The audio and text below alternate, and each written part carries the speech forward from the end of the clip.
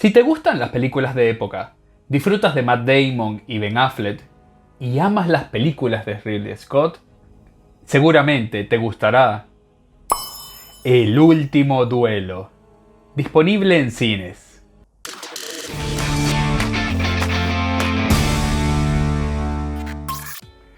Hola, bienvenidas y bienvenidos a Cinema Sandy. Yo soy Andy Pineda y hoy les quiero hablar de la que considero que es una de las mejores películas del 2021, El último duelo. Así que, comencemos. El último duelo es la historia de la última batalla a muerte permitida en Francia. En la película se cuenta la rivalidad y duelo entre Jean de Carouge y Jacques Legris, debido a que les acusa a Jacques Legris de haber violado a su esposa. Todo en una película de drama-historia basada en la vida real. Les tengo que decir que llegué al cine con altas expectativas, porque estamos hablando de Ridley Scott, que ha dirigido Gladiador, The Martian, Thelma y Louise, Alien y Blade Runner. Y en menos de un mes de diferencia está por estrenar House of Gucci con Lady Gaga. Así que les tengo que decir que estas expectativas se vieron satisfechas y superadas. Primero, porque ya sabía que esto era una película dramática que trataba de un duelo conectado con una denuncia de violación en el siglo XIV. Pero para mí la película fue tan actual y relevante, porque si bien la historia parece centrarse en Jean de Carouge y Jacques Legris, que son los que combaten este último duelo, es Marguerite, la aparente víctima de violación, la verdadera protagonista de esta historia. Esta historia está basada en una historia real, y el nombre del último duelo hace referencia a que este fue el último duelo a muerte autorizado en Francia a causa de esta denuncia de Marguerite. Imaginemos que si en el 2021 es ya difícil para una mujer denunciar una agresión sexual y lograr una condena definitiva, imaginemos lo que debe haber sido al finales del 1300.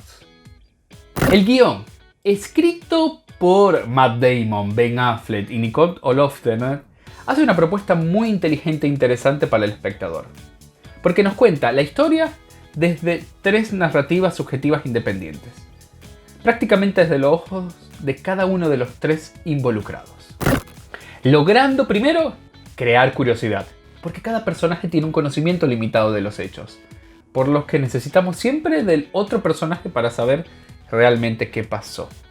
Segundo, al igual que las discusiones actuales sobre agresiones a las mujeres, aquí también aparece el testimonio que se contradice y sobre todo la interpretación de la víctima y victimario sobre qué es y qué no es el consentimiento. Además, nos llevan a entender y empatizar con cada uno de los tres personajes, aunque no estemos de acuerdo con ellos. Y por último, a nivel de actuación, es un placer ver a Jodie Comer, Adam Driver y Matt Damon componer tres versiones de sus personajes que cambian según quién cuenta la historia. Matt Damon es irreconocible como el áspero caballero Jean de Carouge. Adam Driver es excelente al encarnar al hábil y carismático Jacques Legris. Ben Affleck es delicioso como el odiado y excéntrico Comte Pierre. Pero lo mejor es Jodie Comer, que ya la habíamos visto en Free Guy y Killing Eve, pero aquí brilla en esta película dramática con sus actuaciones. Y sí, digo sus actuaciones porque prácticamente nos ha dado a tres Marguerite, con diferentes matices, donde cada mirada, cada expresión la hace ver diferente, pero igualmente mantiene la esencia del personaje. Quizás vuelo a nominación al Oscar. Tenemos que esperar. Esta es definitivamente una de las mejores películas de Ridley Scott, que como amante de la historia, logra recrear con una increíble veracidad las costumbres de la época. Usa iluminación natural, muestra la crueldad de las batallas, cuida el vestuario y el maquillaje al detalle, recrea los edificios de la época también. Además, aunque es una película de casi 3 horas, logra crear un relato interesante con una estructura circular que en realidad solo falla en la primera parte, pero que después se vuelve muy atrapante. Pero sobre todo para mí lo mejor es que termina siendo una radiografía de la sociedad francesa de finales del siglo XIV, que al mismo tiempo elimina los mitos que tenemos de la sociedad de esa época, y funciona como un espejo de agua del 2021. Porque muchas de las luchas del movimiento feminista y del Me Too ya estaban presentes en esa época y todavía continúan sin ser resueltas. En el semáforo de diversidad e inclusión, al último duelo le doy un verde excelente.